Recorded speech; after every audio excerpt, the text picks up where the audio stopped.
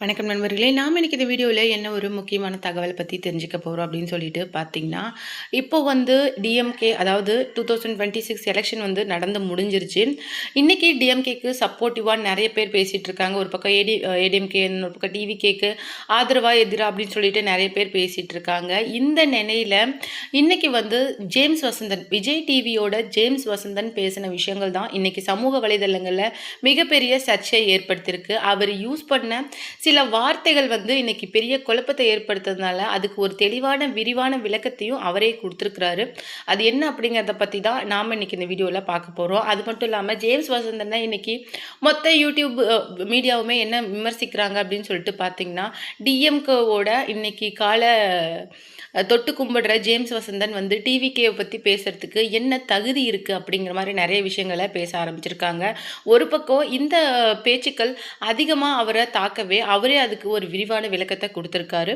அது என்ன அப்படிங்கிறத பற்றி தான் நாம் இந்த வீடியோவில் டீட்டெயிலாக பார்க்க போகிறோம். வீடியோக்குள்ளே போகிறதுக்கு முன்னாடி நீங்கள் நம்ம சேனலுக்கு புதியவராக இருந்தால் மறக்காமல் நம்ம சிபி ட்ரெண்டிங்கை சப்ஸ்கிரைப் பண்ணி ஃபாலோ பண்ணிக்கோங்க. வாங்க வீடியோக்குள்ளே போகலாம்.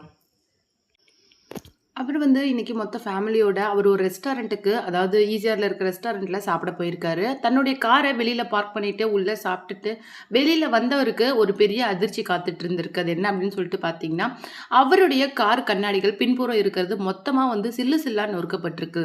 அதனால் அதிர்ச்சி அடைந்த அவர் என்ன பண்ணியிருக்காரு அப்படின்னு சொல்லிட்டு பார்த்தீங்கன்னா, தன்னுடைய மனைவி கிட்ட இந்த மாதிரி வந்து ஒரு கம்ப்ளைண்ட் ஃபைல் பண்ணி வைக்கலாம், அது நமக்கு வந்து ஃப்யூச்சரில் யூஸ் ஆகும் அப்படிங்கிற மாதிரி சொல்லியிருக்காரு. அதுக்கு அவங்களுடைய மனைவி தேவைப்பட்டால் பார்த்துக்கலாம், பட் இது ஒரு பெரிய இஷ்யூ ஆக்க வேணாம் அப்படின்னு சொல்லிட்டு டக்குன்னு காரை எடுத்துகிட்டு கிளம்பிட்டாங்க.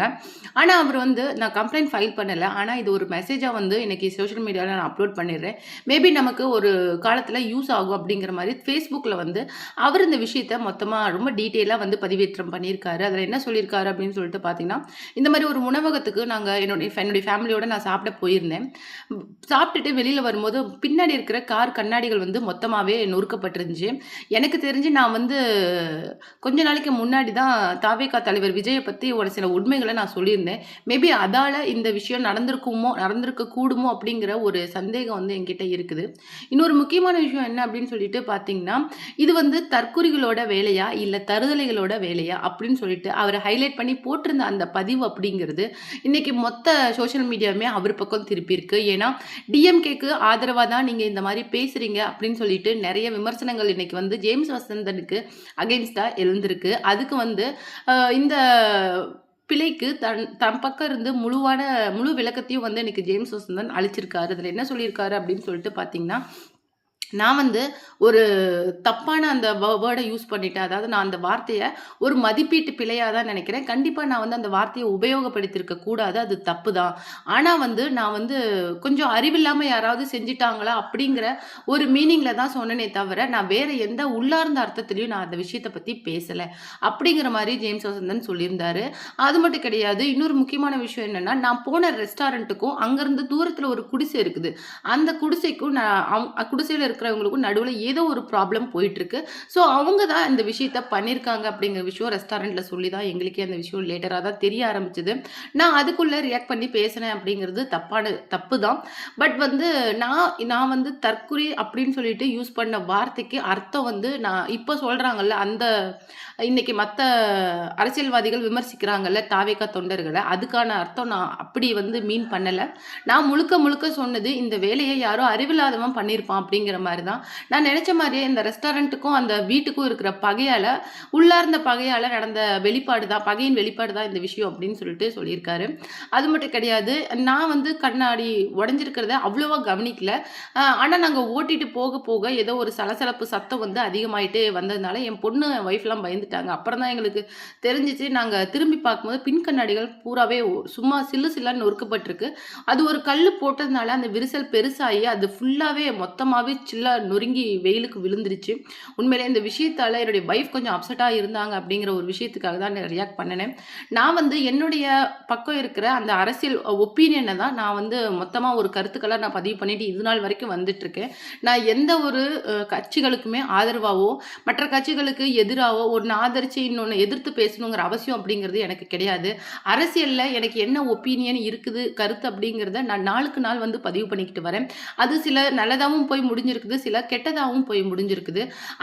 அது வந்து முழுக்க முழுக்க என்னுடைய கட்டுப்பாட்டுல கிடையாது. ஆனா, நான் இன்னைக்கு பயன்படுத்தின வார்த்தைக்கு முழு முழு பொறுப்பையும் நான் ஏத்துக்கிறேன். அந்த வார்த்தைய நான் பயன்படுத்தியிருக்க கூடாது. ஆனா, நான் பயன்படுத்தின வார்த்தைக்கான அர்த்தம் அப்படிங்கிறது வேறு. ஆனா, இது அர்த்தமாக்கி கொள்ளப்பட்டிருக்கிறது அப்படிங்கிறது இப்ப வேறா தான் இருக்குது.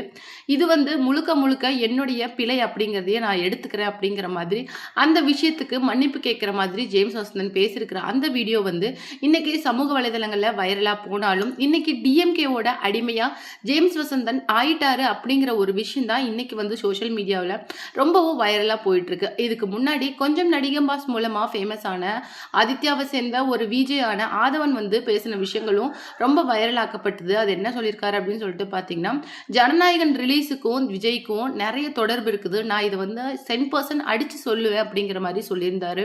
ஏன்னா இந்த விஷயத்தை பத்தி ரொம்ப அதாவது ஆக்சுவலா லீக் ஆயிடுச்சு அப்படிங்கிற விஷயம் தெரிஞ்ச உடனே ரஜினி சார்லேருந்து கமல் சார்லேருந்து இன்னைக்கு பிரதீப் ரங்கநாதன் வரைக்கும் அந்த விஷயத்துக்கு ரியாக்ட் பண்ணி பேசியிருந்தாங்க. ஆனா அவர்கிட்ட இருந்து ஒரு சின்ன சலனமும் கிடையாது, பதிலும் கிடையாது. ஸோ இது என்ன அந்த படத்தோட இம்பாக்ட் வந்து இருக்கணும், எலெக்ஷனுக்கு முன்னாடியே மக்கள்கிட்ட இருக்கணுங்கிற ஒரே காரணத்துக்காக தான் இந்த விஷயத்த அவர் பண்ணியிருக்காரு. Vijay not just a person, அதாவது நம்மள மாதிரி அவர் வந்து ஒரு சாதாரண பர்சன் அப்படின்னு சொல்லிட்டு சொல்ல முடியாது. ஒரு கிங் மேக்கர்னு அவரை சொன்னா கூட அது தகும். ஏன்னா அந்த அளவுக்கு திட்டங்களை வகுத்துட்டு தான் 2 வருஷமா அவர் அரசியல் பணியை ஆற்றிட்டு வராரு. இந்த படம் தடை செய்யப்பட்ட அன்னைக்கே மேபி வந்து பொங்கல் அவர் திட்டமிட்டிருந்த மாதிரி பொங்கல்ல ரிலீஸ் ஆகியிருந்தா ஒன்றும் ப்ராப்ளம் கிடையாது. ஆனால் அது ரிலீஸ் ஆகலை. ரிலீஸ் வந்து பிப்ரவரி, மார்ச், ஏப்ரல் அப்படின்னு சொல்லிட்டு தள்ளி போகுது, நிலுவையிலே இருக்குது. கேஸ் மேலே கேஸ் வந்து ஹியரிங் போய்கிட்டே இருக்குது அப்படிங்கிற காண்டில் அவர் ரிலீஸ் பண்ணியிருந்தாலும் பண்ணலாம். நீங்கள் என்ன ரிலீஸ் பண்ணுறது அப்படிங்கிற விஷயத்துக்காகவும் ரிலீஸ் பண்ணலாம். ஏன்னா இந்த விஷயம் வந்து சாதாரண விஷயம் கிடையாது. 500 கோடி ரூபா ப்ராஜெக்டை லீக் பண்ணுறது அப்படிங்கிறது சாதாரண விஷயம் கிடையாது. கண்டிப்பாக இதில் விஜய்க்கு தொடர்பு இருக்கும் அப்படிங்கிற மாதிரி ஆதவன் வந்து சொல்லியிருந்தாரு. ஆனா அவங்க ஆதவனுக்கும் சரி, ஜேம்ஸ் வசந்தனுக்கும் சரி, இன்னைக்கு எதிரா டிவிக்கு சேர்ந்த நிறைய தொண்டர்கள் வந்து நிறைய ஆதாரங்களை இன்னைக்கு முன் வச்சுட்டு வராங்க. முக்கியமான ஆதாரங்களா என்ன பார்க்கப்படுது அப்படின்னு சொல்லிட்டு பார்த்தீங்கன்னா, ஜனநாயகன் மட்டும் அவருடைய படம் இன்னைக்கு இந்த மாதிரி ரிலீஸ் ஆகல. ஆல்ரெடி தலைவா படமும் இந்த மாதிரி தான் லீக் ஆச்சு. அது லீக் ஆச்சு அப்படிங்கிற ஒரே காரணத்துக்காக தான் அந்த படத்தை அவசர அவசரமா ரிலீஸ் பண்ணனாங்க. அது ரிலீஸ் பண்ணன உடனே தான் இந்த பிரச்சனை ஓஞ்சினாலும் அதனுடைய ரிலீஸ் வந்து சரியான அடி வாங்குச்சு அப்படின்னே சொல்லலாம். முன்னாடியே லீக் ஆனதுனால படத்தோட வசூல் வந்து பெருமளவுல பாதிக்கப்பட்டு படம் அந்த அளவுக்கு மக்கள்கிட்ட ரீச் ஆகல அப்படிங்கிற ஒரு பேரும் இருந்தது. இன்னொன்னு ஜேம்ஸ் வசந்தனுக்கு டிவிக்கு தொண்டர்கள் என்ன சொல்லியிருக்காங்க அப்படின்னு சொல்லிட்டு பார்த்தீங்கன்னா, உங்களுக்கு நீங்க எந்த நினைச்சு அந்த வார்த்தைகளை சொன்னீங்களோ இல்லையோ தெரியல. உங்களுக்கு என்ன நடந்தாலும் அதுக்கு தாவேக்காவும் அதுக்கு அதனுடைய தொண்டர்களான தற்கொலைகள் தான் காரணம் அப்படின்னு சொல்லிட்டு உங்களுக்கு இருக்கிற அந்த அபரிவிதமான கற்பனைக்கு வாழ்த்துக்கள். அது மட்டும் இல்லாம இன்னும் டிஎம்கேவோட கால நக்கிட்டு இருக்க காலங்கள் உங்களுக்கு முடிய போகுது அப்படிங்கிற எச்சரிக்கையும் இன்னைக்கு தாவேக்கா சார்பில் இருந்து இன்னைக்கு ஜேம்ஸ் வசந்தனுக்கு விடுக்கப்பட்டிருக்குது அப்படிங்கிற ஒரு ஆச்சரியமான விஷயம் தான் சமூக வலைதளங்கள்ல ரொம்பவும் வேகமா பரவிட்டு இருக்கு.